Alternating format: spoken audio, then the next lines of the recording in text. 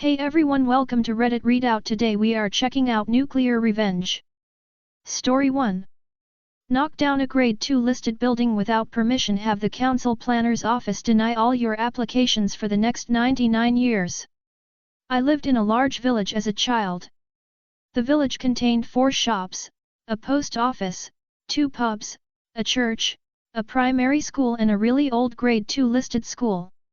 The Victorian school had been used as a library when I was a small child, but then was bought by a local business owner. Anyone who lives in the UK knows there are very strict rules regarding what you can do with a grade 2 building. Number 1 rule is you can't do anything with it without planning permission. But this businessman thought he was above the law and knocked the school down one day without consent. The council gave him a huge fine at the time, but that was only the start. I audited the planning office last year and came across the file on this plot of land. In the past 40 years, the owner has submitted 11 plans to build on the land and has been denied every time. There is a note outlining the first offense and legal documents reminding planners that no building will be permitted on the land for the next 99 years. The owner knows this but keeps trying. There are notes on many failed legal actions taken. There is also a caveat that if the land is sold, all new applications will also be denied to the new owners. I also saw a recent request for the owner to repair the fencing and clean up the site as it was an health and safety issue and he will be fined if he doesn't comply. So the owner is now left with a plot of land he can't build on and he can't sell it because nobody in our area wants land you can't build on. I also noticed that the same businessman was building houses in the same borough and the council came out and made him move the footings of all 12 houses because they were not quite in the position agreed by the council planners. It must have cost him thousands. The moral of the story is people may not have long memories, but local government does. Story 2. Terrible boss gets his comeuppance. Edit, I've seen several. Story 3. My school actually protected me even though I was harassed outside the school premises. This occurred over a decade ago. It happened at the end of my senior year of high school. I am from India, and girls are still afraid to tell others about being harassed because of shame and society. I was enrolled in a big school. There were almost more than 800 students in my school, so you can imagine the rush and crowd while leaving the school. It used to get so crowded and chaotic because there were parents' cars and auto rickshaws waiting to pick up the kids. Some kids are riding their bicycles through the crowd, while others run to the nearby vendors for pani puri and samosas. It's almost like an amusement park. One day, while walking hand in hand with my friend, I spotted this weird straggling man looking through the bunch of kids. I thought he might be looking for someone specific and didn't think much about it, but I must admit he was creepy. I saw him again a few more times daily. But one day, when I was walking with my friend, making our way through the crowd, that man crossed me. I was about to collide with him and tried to avoid him, but instead he pushed me and grabbed and pinched my chest area so hard that it began to hurt a lot. He was so smooth with his actions that my friend, who was by my side, couldn't tell what happened. She kept asking me what was wrong, but I just walked mindlessly to my auto rickshaw and sat there and told her to go away. She understood and walked away, as she used to live nearby. I was so shaken that when I got home and saw my parents, I burst into tears. Because I am the only child, I was never afraid to tell my parents anything, and I told them everything. My dad was pissed. And that's where our revenge started. I have never seen my dad so angry before. He drafted a plan to trap Sleazeball with his friends. We will name them UNCLE1 and UNCLE2. My dad was friends with our school principal. He visited him when I was attending my school the next day, as if nothing had happened, as they told me not to tell anyone. Our principal was great and assured us that even though it happened outside the school, they would fully cooperate to trap the sleazeball. At lunch, they called me into the principal's office and told me that Uncle 1 and Uncle 2 would be scattered in the crowd with my English teacher. The school gatekeeper will be near me and my dad will be near the shop where I usually spot the man. They instructed me to walk normally with my friend and avoid them as if they were strangers, but to alert the nearest person as soon as I spotted the sleazeball. My dad and others were there the whole day, and at 5 p.m. it was time to execute the plan. As I was instructed, I was walking casually with my friend. She asked me several times because she knew something was odd, but I told her to shush and enjoy the show.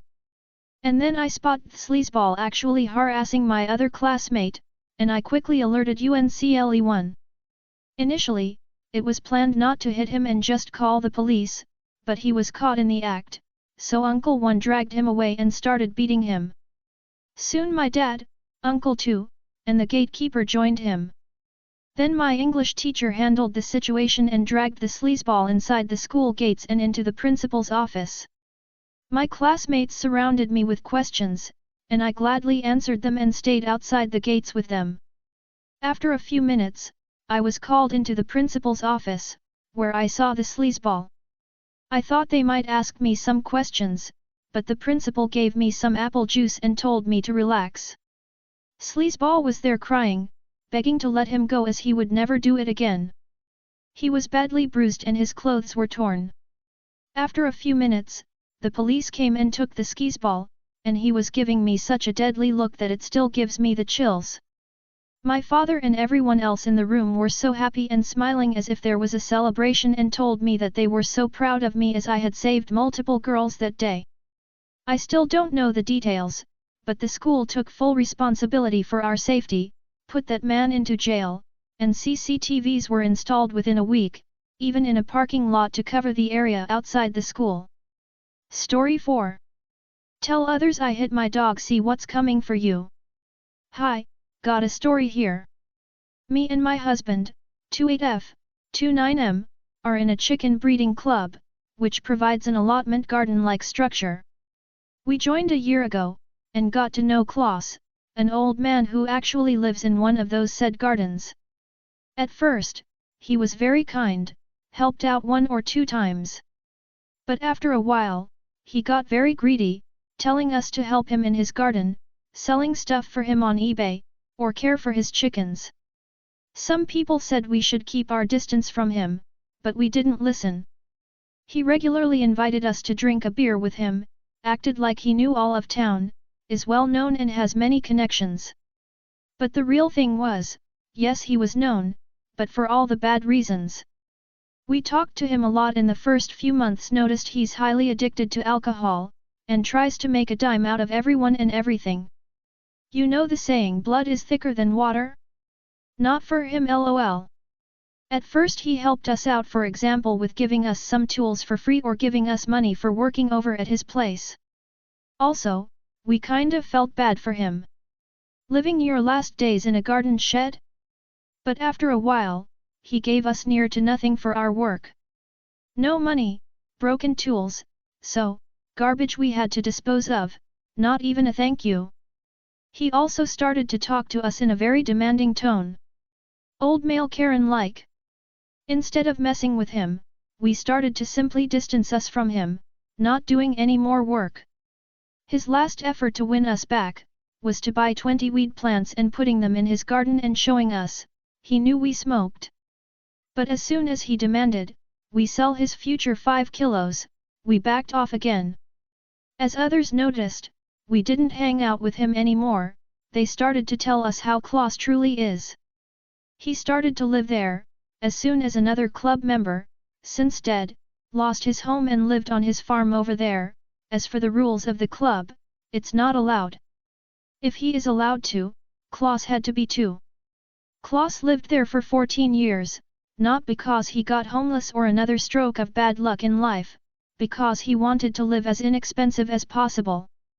We learned, he had loads of debt. No wonder, considering how much he drank. We found out, this is the case since he was old enough to drink. He tried to rip everyone off their money, since, ever. His brother, his best friend, even his wife. Some say if she was still alive, he would sell his own mother. As the weeks went by, we learned more and more about him, that he had done this with nearly everyone who joined the club, not only with us. We saw it too, as a new member, who's also mentally disabled, cut his hedge for him for 16 hours, and got 20 bucks. And no thank you.